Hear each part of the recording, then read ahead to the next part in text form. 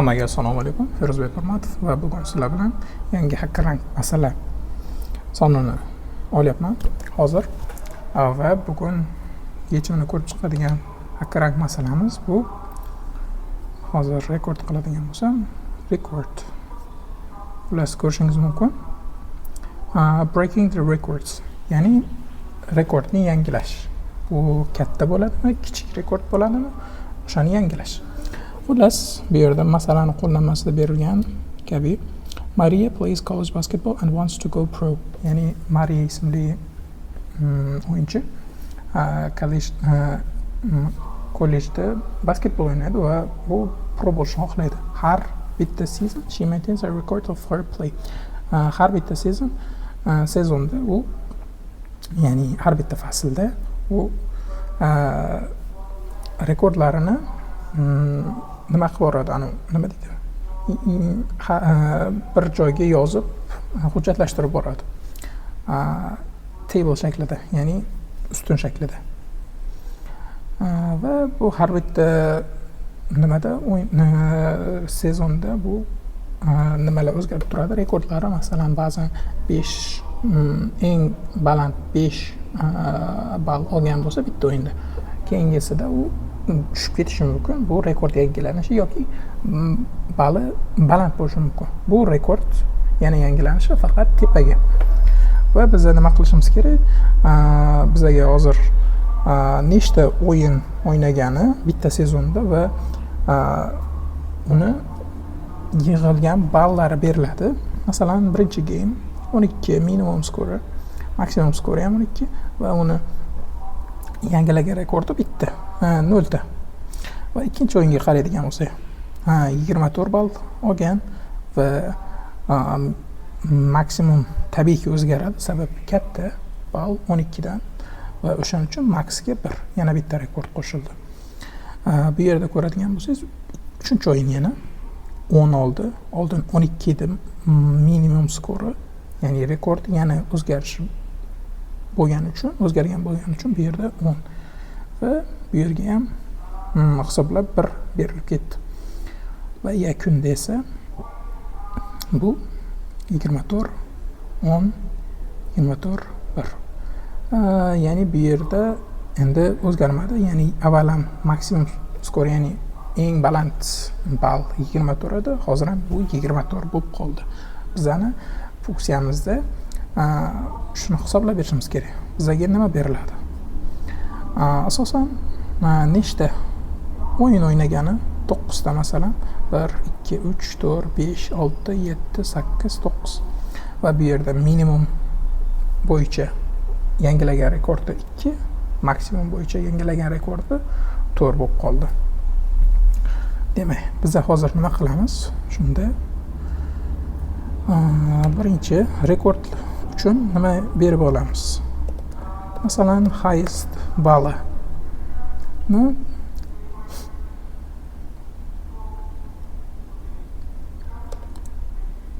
scores 0 ga tenglab qo'yamiz boshda.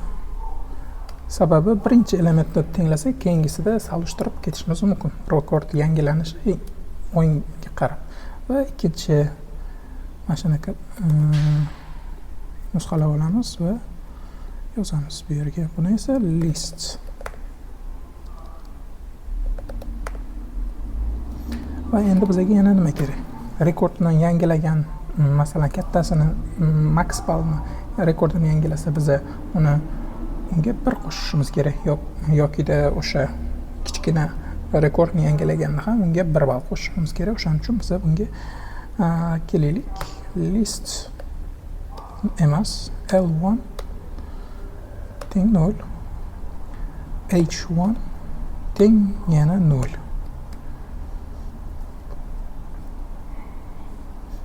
Va for I in range score deylik buni. Score in scores.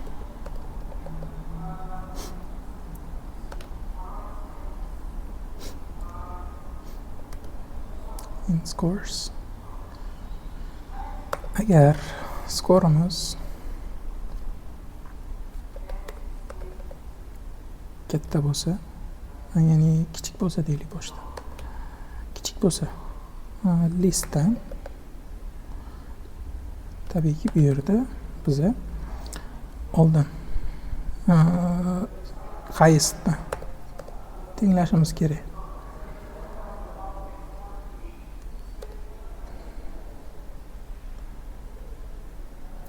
Highest tenglashimiz kerak skorga va shu tarzda L1 ni ham qo'shib hisoblab ketishimiz kerak. Sabab bu rekord yangilangani hisoblanadi. Va agar shunaqa holatda skorimiz katta bo'lsa, highestdan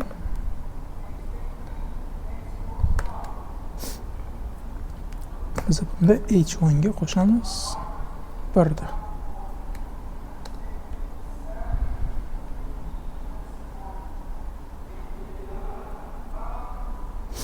Va agar hech nima bo'lmasa, sodir bo'lmasa, просто continue.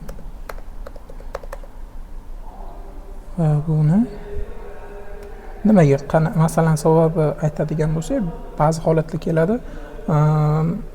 Highest rekord bilan nima o'zgarmasligi mumkin. Shunaqa holatda просто loopni keyingi songa o'zgartirib yuboradi. O'zgarish hisoblanadi bu yerda. Va biz yakunda nima qilishimiz kerak? Results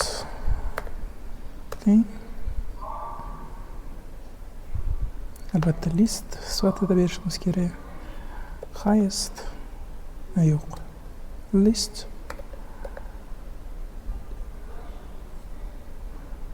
va highest.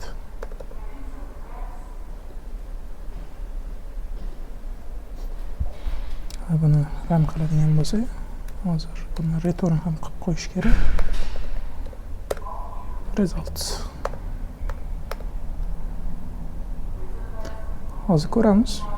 Xatolar bo'lsa to'g'rilab ketamiz. Hozir xato chiqdi. Demak, hozir bu yerda 10 va 1 chiqdi. Nimaga? Shuni hisoblashimiz kerak.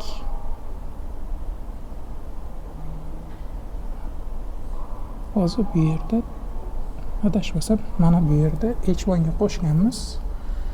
Lekin list eng 1 yo'q. List eng skor deyishimiz kerak.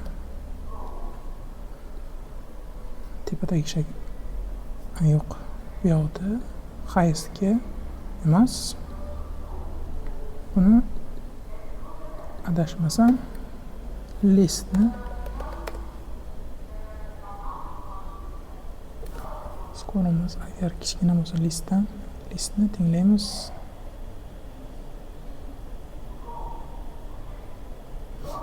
To'g'ri. Va agar katta bo'lsa highest eng skor. Va yakunda va endi buni ram qilib ko'radigan bo'lsak 1 va 25. Hozir qayerda xato bo'lyapti?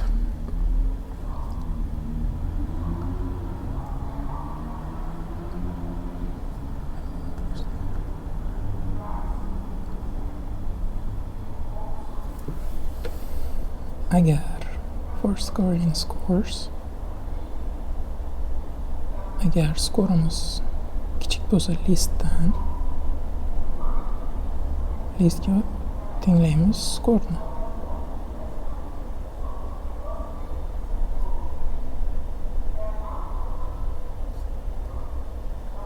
Va